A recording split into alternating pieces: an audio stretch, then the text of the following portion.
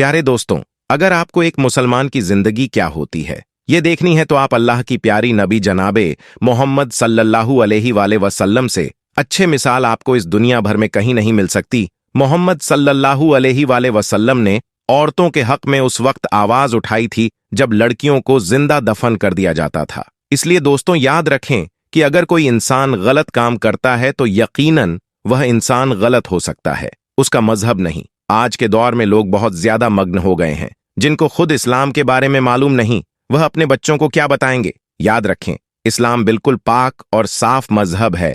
इस्लाम हक है, किसी के कहने सुनने से इसको बुरा भला न कहें। अगर फिर भी आपके दिमाग में इस्लाम को लेकर कोई भी गलतफहमी है तो आप खुद अल्लाह के पैगंबर मोहम्मद सल्लल्लाहु अलैहि वसल्लम के बारे में पढ़े, उसको देखें, आपको जरा बराबर भी गलती कहीं पर नजर नहीं आएगी। अस्सलाम वालेकुम प्यारे दोस्तों, आज हम आपको एक ऐसी हिंदू लड़की का वाक्य सुनाएंगे जो टोपी और दाढ़ी वालों से सख्त नफरत किया करती थी, लेकिन एक दिन वह एक मुसलमान के ऑटो में बैठ गई। उस मुसलमान दाढ़ी वाले ने उस लड़की के साथ क्या किया, आइए आपको बता देते हैं। लेकिन प्यारे दोस्तों, वीडियो में आगे बढ़ने से पहले आपसे एक छोटी सी गुजारिश है कि अगर आपने इस वीडियो को लाइक नहीं किया है तो जल्दी से लाइक करें। इसी तरह की इस्लामिक घटनाओं और वाक्य से रूबरू होते रहने के लिए आज ही सब्सक्राइब करें हमारे चैनल को और साथ ही बेल आइकॉन को प्रेस करें। प्यारे दोस्तों, एक बार लखनऊ की सड़क पर एक हिंदू लड़की खड़ी हुई थी।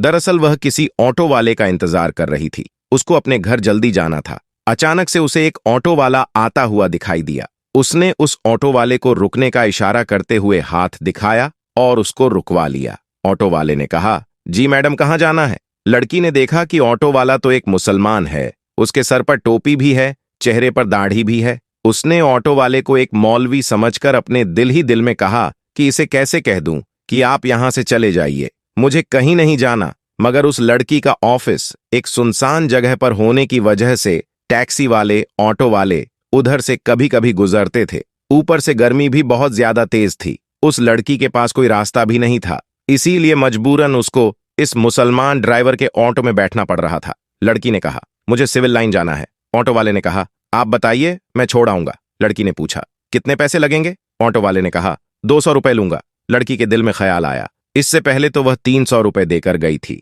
फिर वह सोचने लगी कि सब जो कहते हैं कि मौलवी लालची होते हैं, बहुत बुरे होते हैं, हवस के मारे होते हैं, यह दाढ़ी और टोपी वाले भरोसे के काबिल तो होते नहीं। यह सोचकर यह ऑटो वाले से बहुत ही ज्यादा डर रही थी।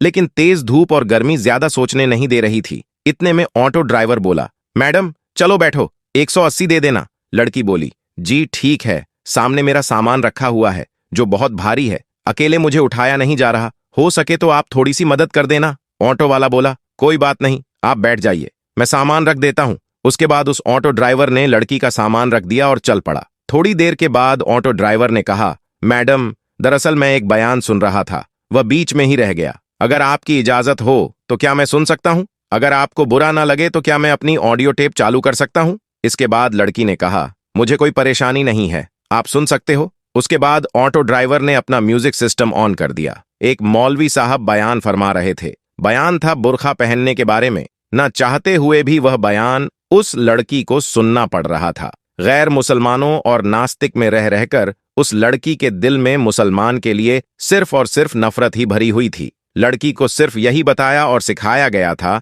कि मौलवी भी एक भेड़िया होता है जिसका मकसद माल और दौलत और लालच के अलावा कुछ नहीं होता। मजहब और धर्म के नाम पर सिर्फ पैसा कमाना ही उसका पेशा होता है। मगर अब यह लड़की एक मुसलमान के ऑटो में बैठी हुई थी और ना चाहते हुए भी एक मौलवी साहब का बयान सुन रही थी। इस बयान में मौलवी साहब एक जोरदार आवाज से गरज रहे थे और कह रहे थे, पर्दा अल्लाह का हुक्म है। पर्दा एक औरत के जिस्म का मुहाफिज है, उसके चेहरे से लेकर जिस्म के हर हिस्से, यहां तक कि इसके हाथ, पांव और कमर तक को ढांप कर हजारों की भीड़ में उसे महफूज होने का यकीन दिलाता है।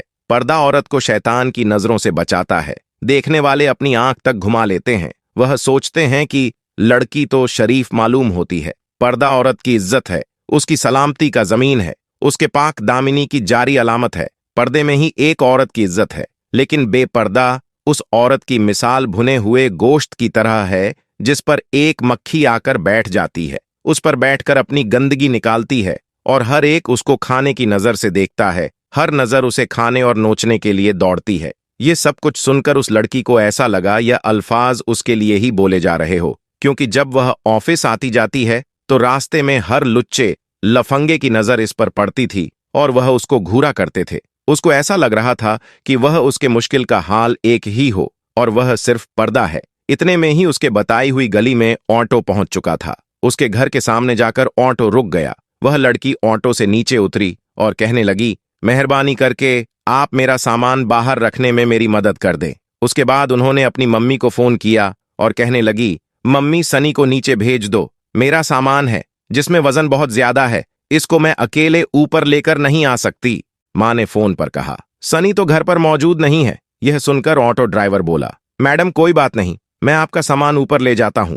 लड़की के दिमाग में तो पहले ही यह सोच आ चुकी थी कि शायद ये पैसों के लालच में सब कुछ कर रहा है। चलो इसे सामान रखवा लेती हूं, उसके बाद में जो भी यह पैसे मांगेगा उसको मैं दे दूंगी। यह सोचकर वह लड़की बोली, ठीक है, आप ही रख दीजिए। उसके बाद ऑटो वाले ने उस लड़की का सामान उठाया और फर्स्ट फ्लोर पर ले जाकर उसे लड़की के कहने पर फ्लैट के सामने उसका सामान रख दिया। उसके बाद में उस लड़की ने 300 रुपए निकाले और ऑटो वाले को देने लगी। ऑटो ड्राइवर ने कहा, 300 रुपए किस बात के हैं? यह सुनकर वह लड़की कहने लगी, दरअसल कुछ दिन पहले मैं यहां तक ऑटो में आई थी, उस ड्राइवर ने मुझे से 300 रुपए लिए थे और आपने तो मेरा सामान भी उठाया है। अगर इसके पैसे आपको अलग से चाहिए तो मैं आपको अलग से दे देती हूं। यह सुनकर ड्राइवर ने कहा, मैडम आप अपने पैसे अपने पास ही रखें, जितने पैसों में बात हुई थी इससे ज्यादा मैं आपसे नहीं ले सकता। और रही बात आपका सामान को उठाने की, तो हमारा दीन हमें यह सिखाता है कि हमें दूसरे लोगों से हमदर्दी रखनी चाहिए, इसीलिए मैंने आपका सामान उठाकर आपकी मदद की, इसीलिए इसके पैसे मैं आपसे नहीं ले सकता।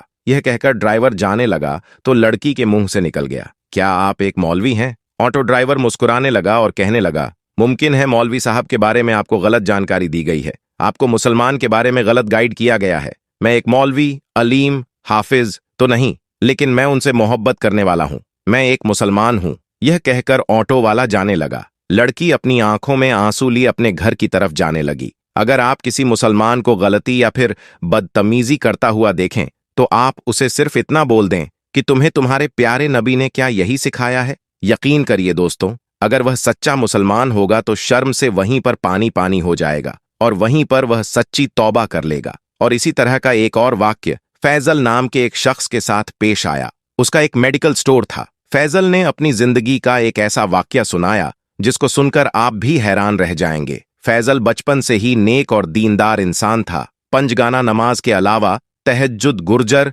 और तिलावत ए कुरान में ज्यादातर वक्त बिताया करता था। बामर्तबा सारी सारी रात नवाफिल अदा करता, रोजे नमाज, जकात का पाबंद था। उम्र गुजरती गई और फैजल ने शादी नहीं की। घर वाले उस पर शादी का दबाव बनाने लगे। इस सूरतें हाल और घर वालों के दबाव में आकर फैजल को आखिर शादी का फैसला करना पड़ा और फैजल ने शादी कर ली। शादी के बाद फैजल की जिंदगी एकदम बदल गई। अब रातों की इबादत आहिस्ता आहिस्ता कम होती गई और खासकर जैसे रमजान में ही ऐसा होता है, तहज्जुद भी छूट गई और नमाजों में भी कमी आने लगी। और एक वक्त ऐसा आ गया कि पांचों नमाजों में गफलत होने लगी और फिर फैजल अचानक मुश्किलात में घिर गया। मेडिकल स्टोर की आमदनी कम हो गई और कर्ज पर कर्ज चढ़ने लगा। फैजल की जिंदगी खुशहाल थी, वह बुरी तरह से मुतासिर हो गया, हर वक्त टेंशन में रहने लगा। इस दौरान एक दिन एक शख्स मेडिकल स्टोर पर दवाई लेने आता है। फैजल उस वक्त इस कदर परेशानी में था कि उसने उसे गलत दवाई दे दी, जिसकी वजह से वह शख्स मरते मरते बचा और उसने फैजल पर केस कर दिया, जिसके बाद उसकी दुकान सील हो गई और उसका कारोबार पूरी तरह से बंद हो गया। इसी दौरान फैजल के वालिद की भी तबीयत खराब होने लगी और फैजल ने अब तक जो कुछ भी कमाया था वह सब वालिद के इलाज पर खर्च कर दिया। इसी सूरत हाल को देखकर उसकी बीवी भी उसे छोड़कर चली गई। अब फैजल के पास कुछ भी नहीं बचा था और फैजल पूरी तरह से जिंदगी से मायूस हो गया था। एक दिन फैजल सहन अपनी माँ की गोद में सर रखकर रो रहा था और सोच रहा था कि उसके साथ आखिर ऐसा क्यों हो रहा है। तभी अचानक उसकी नजर अलमारी पर पड़ी जहां कुरान पाक रखा हुआ था। उसको फौरन झटका लगा और समझ में आ गया कि उसे क्या भूल हुई है। वह फौरन उठा, वजू किया, नमाज अदा की, सजदे में गिरा, माफी मांगता रहा, रोता रहा, या अल्लाह मुझसे बड़ी गलती हो गई कि मेरी सारी उम्र तेरी मोहब्बत में गुजरी, तेरी इबादत में गुजरी और दुनियादारी में ऐसा खो गया कि तुझे ही भूल गया। उसके बाद उसने दोबारा पंजगाना नमाज शुरू कर दी और तहज्जुद और तिलावत ए कुरान भी करने लगा और हर रात अपनी गलती पर माफी मांगने लगा। प्यारे दोस्तों, अभी सिर्फ 9 ही दिन गुजरे होंगे कि तभी उसके घर में वह शख्स आता है जिसे फैजल ने गलत दवाई दी थी। वह शख्स कहने लगा, तुमने मुझे जो दवाई दी थी उससे मेरी तबीयत तो जरूर बिगड़ी थी, मगर मेरी जो बीमारी थी वह करिश्माती तौर पर उसी दवाई से दूर हो गई और तुम पर किया हुआ केस अब मैं वापस ले रहा हूं। उसके बाद फैजल को उसकी दुकान वापस मिल गई, यानी फैजल ने अपना मेडिकल स्टोर वापस हासिल कर लिया और आमदनी पहले से ज्यादा बढ़ने लगी। उसने अपने वालिद का इलाज भी करवाया और उसकी बीवी भी वापस आ गई। जो कुछ होता है वह अल्लाह की मर्जी से होता है। अगर कुछ नहीं हो रहा है तो वो भी अल्लाह की मर्जी है, और अगर कुछ बुरा हो रहा है तो यह हमारे गुनाहों की वजह से हो रहा है। तो हर इंसान को चाहिए कि वह हर वक्त अपने गुनाहों की माफी मांगता रहे, हर वक्त अस्तगफर करता रहे और नमाज की पाबंदी करता रहे। जो शख्स नमाज नहीं पढ़ता तो ऐसे शख्स की जिंदगी में बहुत मसले, बहुत परेशानियां आ जाती हैं। तो प्यारे दोस्तों, आज की वीडियो में बस इतना ही। आपको आज का यह वाक्य कैसा लगा हमें आप कमेंट सेक्शन में आकर जरूर बताइएगा। इसी के साथ इस वीडियो को लाइक कीजिएगा, शेयर कीजिएगा और अगर चैनल पर पहली बार आए हैं तो चैनल को सब्सक्राइब कर लीजिएगा। इंशाअल्लाह जल्दी मुलाकात होगी आपसे और एक नए वीडियो के साथ। तब तक के लिए आप सभी को खुदा हाफिज।